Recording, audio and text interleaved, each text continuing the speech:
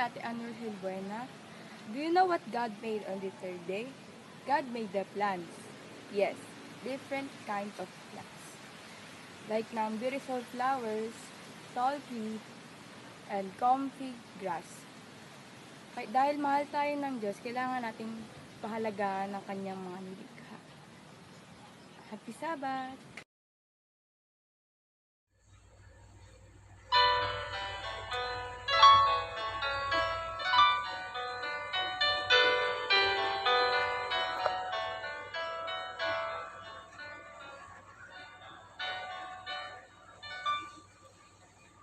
In moments like this, I sing out a song. I sing out a love song to Jesus.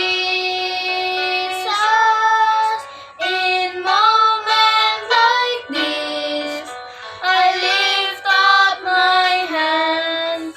I lift up my hands to the Lord. Singing, I love you, Lord.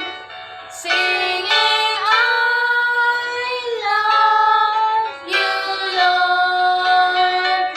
Singing, I love you, Lord. I love you. In moments like this, I sing out a song. I sing out a love song to Jesus. In moments like this, I lift up my hands. I lift up my hands to the Lord. Singing, I love you, Lord.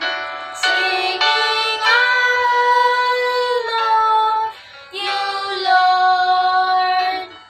Singing, I love you, Lord. I love you.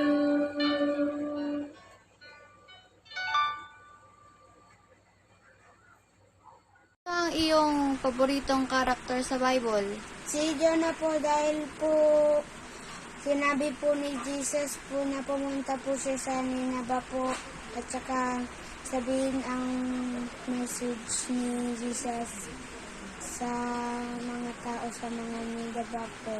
Ano ang iyong paboritong memory verse? Ang favorite ko pong memory verse ay ang upang yung pananampalataya ay upang sa karurungan ng tao, kung hindi sa karurungan ng Diyos. 1 Corinto 2:5.